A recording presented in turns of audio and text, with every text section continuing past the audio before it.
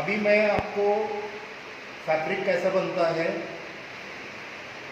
वो दिखाऊंगा मैं मशीन चला के। उसके बाद फिर उसका प्रोसेस, उसकी टेक्नोलॉजी, उसके बारे में जो मैं आपको समझाऊंगा। अब आप देखिए, मैं मशीन चालू करके आपको दिखाता हूँ।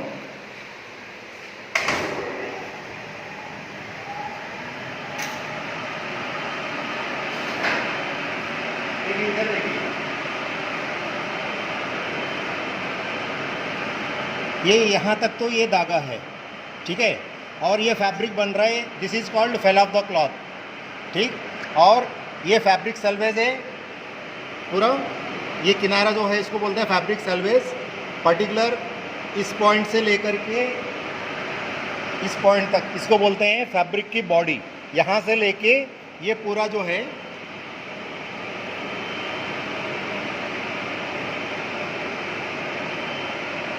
ये फैब्रिक की बॉडी हो गया, ये फैब्रिक का सेल्वेज है, ठीक है। और ये देखिए, ये पूरा धागा है और इससे आगे फैब्रिक कैसा बन रहा है मैं आपको चलाते हुए दिखाऊंगा। ये इसके अंदर ये दिस इज़ कॉल्ड वेफ्ट। ये वार्प है और ये वेफ्ट है, ठीक है। जो वर्टिकली धागा आ रहा है, लंबाई में जो धागा आ रहा है, this is called warp. And जो हॉरिजॉन्टली धागा इंसर्ट हो रहा है, इस धागा को बोलते हैं वेफ्ट। ये दिख रहा है ना, ये जो धागा डाला हुआ है, ठीक है। अभी मैं आपको मशीन चला रहा हूँ, चला के दिखा रहा हूँ, आप देखिए।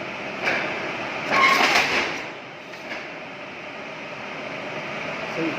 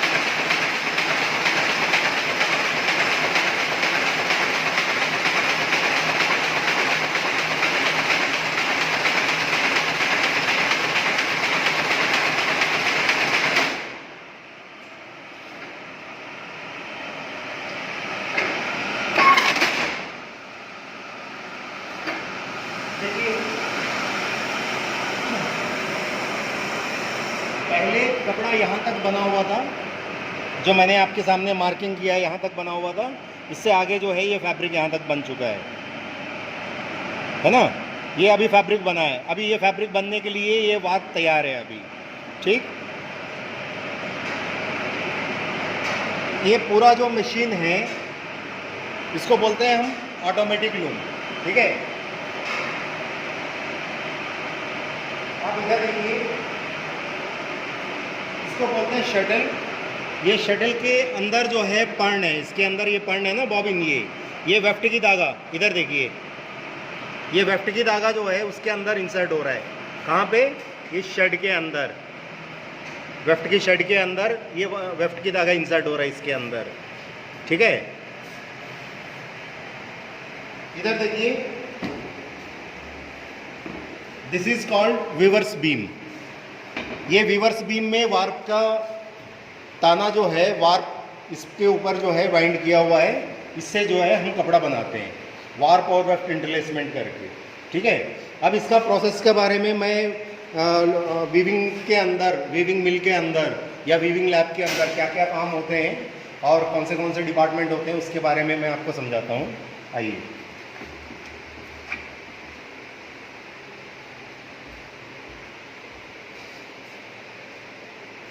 ये देखिए, ये वीविंग के अंदर 3 डिपार्टमेंट होते हैं। Weaving preparatory section, loom shed, grey inspection, ठीक है। मैंने वीविंग फ्लो चार्ट के अंदर मैंने आपको शुरू में बताया था winding, direct warping, sizing, drawing in, beam gaiting, loom weaving, doffing, inspection, mending, grading and packing, ठीक है। ये जो वाइंडिंग वाला जो सेक्शन है, ये वाइंडिंग सेक्शन स्पेशली जो शटल लूम होते हैं उसके अंदर जो है ये वाइंडिंग सेक्शन यूज़ होते हैं। बाकी जो शटललेस लूम के अंदर है वहाँ पे वाइंडिंग की आवश्यकता नहीं है वहाँ पर, ठीक है। तो वाइंडिंग जो है वो मेनली कोन वाइंडिंग और पर्न वाइंडिंग, मैंने अभी आपको शटल पे दिखाया था, वेफ्ट की धागा उस पर्ण के ऊपर वाइंड किया हुआ है, ठीक है, वाइंड किया हुआ है। जो पर्ण है वो पर्ण को पर्ण वाइंडिंग मशीन पे हम उसको वाइंडिंग करते हैं। तो ये वाइंडिंग सेक्शन के अंदर ये दो तरह की मशीन अवेलेबल है। कॉन वाइंडिंग जनरली मान लो कोई डिफेक्ट आ गया तो उसको रिवाइंडिंग कर लिया, ठीक है, इस तरह के काम के लिए हम कॉन वाइंडिंग जनरली यूज़ करते हैं। ये प्रिपरेटरी सेक्शन के अंदर 4 काम होते हैं: वाइंडिंग, वार्पिंग, साइजिंग, ड्राइंग इन। ये वीविंग प्रिपरेटरी। लूम शेड के अंदर बीम गेटिंग, लूम पे प्रोडक्शन होना और डॉफिंग होना। ये कपड़ा बुनाई करने के लिए सबसे पहले ये प्रिपरेशन करना जरूरी है, ठीक है, ये प्रिपरेटरी काम। फिर लूम शेड के बाद फैब्रिक हमारा बन गया है, डॉफिंग कर लिया, उसके बाद ग्रे इंस्पेक्शन, मेंडिंग, ग्रेडिंग और फोल्डिंग। ये सारे काम जो है ये इंस्पेक्शन डिपार्टमेंट के अंदर, जो 3rd डिपार्टमेंट है उसके अंदर जो है ये काम होते हैं। तो हम सबसे पहले बात करेंगे प्रिपरेटरी के अंदर मैंने ऑलरेडी आपको बताया वाइंडिंग के अंदर कॉन वाइंडिंग, बंड वाइंडिंग। वार्पिंग में direct warping, sectional warping. Direct warping, sectional warping कहाँ पे यूज करते हैं, जो मैंने आपको बताया कि अगर वार्प सिंगल प्ले यार्न है तो उस केस में हम क्या करेंगे, डायरेक्ट वार्पिंग मशीन पे बीम बनाएंगे, उसके बाद साइजिंग मशीन पे उसको साइजिंग करेंगे। साइजिंग करना मतलब धागा के ऊपर माड़ी चढ़ाना, ताकि उस धागा की स्ट्रेंथ जो है बढ़ जाए और उसके ऊपर जो हेरीनेस है, जो फाइबर प्रोट्रूडेड फाइबर जो निकले होते हैं यार्न के, ठीक है, उसको सारे को जो है चिपकाना, ताकि हिल्ड वायर और रीड में से जब धागा पास होता है तो उस समय अनट्विस्ट होके या हेयरनेस के कारण या स्ट्रेंथ कम होने के कारण धागा ना टूटे, तो उसके लिए हम साइजिंग करते हैं। जैसा मैंने ऑलरेडी आपको बता चुका हूँ इससे पहले क्लास में कि जो काइट फ्लाइंग करते हैं, पतंग उड़ाते हैं, उस पतंग का जो धागा है उसके ऊपर भी जनरली हम माजा चढ़ाते हैं। क्यों चढ़ाते हैं, धागा आसानी से ना कटे, इसी के लिए तो चढ़ाते हैं। तो सेम वही काम साइजिंग मशीन का है, ठीक है। मैं ये सारे काम जो है मैं आपको इंडिविजुअली हर एक मशीन पे मैं समझाऊंगा उसके बाद, ठीक है। तो अगर हमारा जो वार्प का धागा है, ठीक है, जो ताना है, वो अगर सिंगल प्ले धागा है तो डायरेक्ट वार्पिंग मशीन पे बीम बनाएंगे, उसके बाद साइजिंग करेंगे। तो वो काम यहाँ पे प्रिपरेटरी सेक्शन के अंदर हो रहा है। वार्पिंग जो है, अगर डायरेक्ट वार्पिंग करना है तो इसका मतलब है नेक्स्ट प्रोसेस इज साइजिंग, ठीक है। अगर वार्प 2 प्ले यार्न है तो इसका मतलब है हम ये दोनों प्रोसेस को एक कर दिया, ये दोनों मशीन से हम प्रोसेस नहीं करेंगे, सीधा जो है सेक्शन वार्पिंग मशीन पे बीम बनाएंगे, बीम बना के फिर हम उसको यूज करेंगे, ठीक है। ये इन दोनों में जो है ये डिफरेंस है। अगर हमारा 2 प्ले यार्न है तो सेक्शनल वार्पिंग मशीन पे जाएगा, अगर सिंगल प्ले धागा है तो हमारा डायरेक्ट वार्पिंग मशीन पे जाएगा। उसके बाद साइजिंग के अंदर 2 तरह की मशीन अवेलेबल होते हैं, सिंगल सिलेंडर और मल्टी सिलेंडर। जो लेटेस्ट टेक्नोलॉजी के अंदर मोस्टली जो है मल्टी सिलेंडर वाला मशीन यूज होते हैं।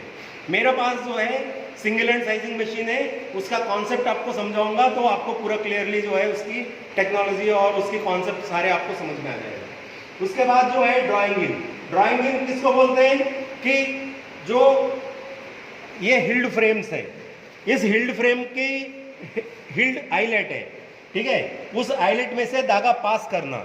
उसके बाद ये आगे रीड है, जिसको देसी भाषा में कंघी बोलते हैं। ये रीड और ये हिल्ड फ्रेम के हिल्ड वायर में से धागा को पास करने का जो काम है, दैट इज कॉल्ड ड्राइंग इन, ठीक है। ये ड्राइंग इन जो है वो मेनली 3 तरीके से करते हैं: मैनुअल ड्राइंग इन, ऑटो रीचर, उसके बाद ऑटोमेटिक ड्राइंग इन। ये 3 मशीन अवेलेबल है, 3 तरीके हैं ड्राइंग इन करने का। ऑटोमेटिक ड्राइंग इन जो है इंडिया के अंदर बहुत कम यूज होते हैं, ऑटो रीचर थोड़ा बहुत यूज होते हैं, लेकिन मोस्टली मतलब 90% केसेस के अंदर मैनुअल ड्राइंग इन करते हैं, ठीक है। उसके बाद सेकंड डिपार्टमेंट है लूम शेड, वीविंग मिल के अंदर जो दूसरा डिपार्टमेंट है that is loom shed. Loom shed के अंदर 3 काम होते हैं: बीम गेटिंग, लूम में प्रोडक्शन होना और डॉफिंग होना। क्या है ये बीम गेटिंग? मतलब आप इधर देखिए, ये जो हिल्ड फ्रेम में से धागा हमने भर्ती किया हुआ है,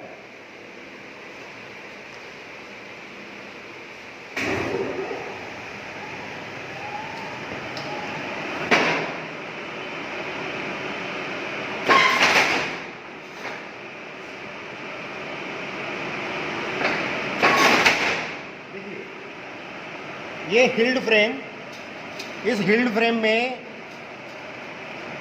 ये आइलेट है, आइलेट दिख रहा है ये, इस आइलेट में से धागा पास किया हुआ ना ये, ठीक। ये 4 हिल्ड फ्रेम हम यूज़ कर रहे हैं, ये हिल्ड फ्रेम्स। और इसके आगे आप देखिए नीचे, ये आगे बिल्कुल ये रीड है, ये जिसे मैंने देसी भाषा में बताया कंगी, ठीक है, ये रीड है। उसके बाद इसका जो पीछे देखिए इधर आके ये ड्रॉप पिन्स स्टॉप मोशन के लिए, ये हमारा वीवर्स बीम। ये ड्राइंग इन का जो काम है ये लूम पे नहीं होता है, बाहर जो है उसको हम ड्राइंग इन करके उसके बाद फिर weavers beam, heald frame, reed, drop pins, ये सारे पूरा सिस्टम ला के लूम पे जो है सेट करते हैं। उसके बाद कपड़ा बुनाई का काम शुरू करते हैं। इस प्रोसेस को बोलते हैं बीम गेटिंग। मतलब जो ड्राइंग इन करने का जो प्रोसेस है वो बाहर एक स्टैंड होगा, लूम पे नहीं करते हैं जनरली, बाहर एक स्टैंड होगा, उस स्टैंड पे जो है इसका धागा लटका के फिर ड्राइंग इन करते हैं, ठीक है। ड्राइंग इन करके फिर उसके बाद ये पूरी सेटअप को, मतलब वीवर्स बीम, हिल्ड फ्रेम और रीड, ये सारे ला के लूम पे फिक्स करना। उसके बाद फिर धागा जोड़ के, ठीक है, कपड़ा बुनाई जो है स्टार्ट करना, इस प्रोसेस को बोलते हैं बीम कटिंग। उसके अंदर मशीन की जो सेटिंग्स वगैरह करने होते हैं, ठीक है, मशीन का वेट और टेम्पल्स, उसके बाद जो है जो भी शटल बॉक्स की जो है सेटिंग्स करना होता है या स्नेक की सेटिंग, ये सारे जो काम है वो सब जो है पहले उसी टाइम पे बीम कटिंग की टाइम पे जो हम करते हैं। करने के बाद फिर लूम पे जो है प्रोडक्शन स्टार्ट होता है। लूम पे कपड़ा बुनाई का जो काम है वो काम स्टार्ट होता है इस पर, ठीक है। वो लूम के ऊपर फैब्रिक प्रोडक्शन के अंदर आते हैं। तो इसके अंदर जो लूम पे जो है कितने तरह के मोशन होते हैं, जैसा आप लोगों ने पढ़ा होगा, लूम पे जो है 3 तरह की मोशंस होते हैं लूम में, primary motion, secondary motion and auxiliary motion. Primary के अंदर take up motion, shedding, picking and beating, 3 तरह की मोशन होते हैं प्राइमरी में। सेकेंडरी के अंदर take up and let of motion होते हैं। ऑक्सिलरी के अंदर जो है जो भी प्रोडक्शन और क्वालिटी इंप्रूव करने के लिए जितने भी मोशंस लगा हुआ है, all those are called auxiliary motions, ठीक है। उसके बारे में मैं डिटेल में आपको नेक्स्ट क्लास में समझाऊंगा। मैं आपको इसलिए जो है यहाँ पे लेके आया हूँ,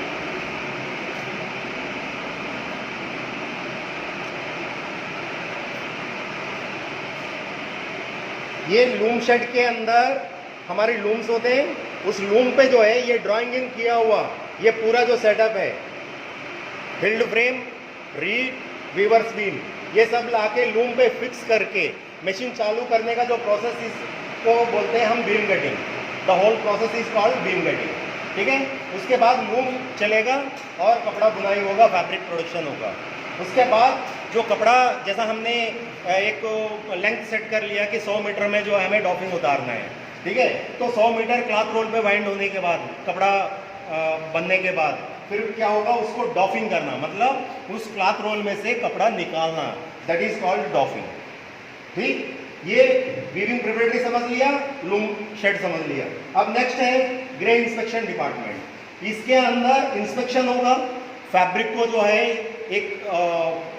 एक मशीन होता है, उस मशीन के थ्रू जो हम उसको रन करते हैं, कहाँ कहाँ पे क्या डिफेक्ट है उसको जो है पहले जो है मार्किंग कर लेते हैं। उसके बाद छोटी मोटी अगर कमियां हैं तो उसको मेंडिंग करते हैं। उसके बाद ग्रेडिंग कर लेंगे कि कौन सा फैब्रिक है, उसको ग्रेड करने के बाद फिर फिनिश फोल्डिंग पे उसको कपड़े को जो है फोल्ड करके हम आगे प्रोसेसिंग में या फिर मार्केट में जो है उसको बेच देते हैं, ठीक है। ये 3 डिपार्टमेंट मैंने आपको डिटेल में आपको बताया। अब मैं इंडिविजुअली जो है हर एक मशीन के बारे में, जैसा वीविंग प्रिपरेटरी सेक्शन, उसके अंदर वाइंडिंग के अंदर मैं जो है ये दोनों मशीनों के बारे में समझाऊंगा। उसके बाद वार्पिंग के अंदर दोनों मशीनों के बारे में समझाऊंगा। फिर साइजिंग क्या होता है वो समझाऊंगा। उसके बाद ड्राइंग इन किस तरीके से जो है ड्राइंग इन करते हैं वो मैं समझाऊंगा। उसके बाद जो है लूम शेड पे बीम गेटिंग कैसे करते हैं और लूम पे जो है कितने तरह के मोशन होते हैं, कैसे कैसे उसका टेक्नोलॉजी है और कैसा फंक्शनिंग करता है, वो मैं डिटेल में आपको समझाऊंगा। लूम पे जैसा भी मैंने मशीन चला के दिखाया ना, तो ऐसा ही जो है शटल लूम और शटल लेस, इसके अलावा जो हमारे पास टेबल हैंडलूम है उसके ऊपर भी मैं आपको समझाऊंगा।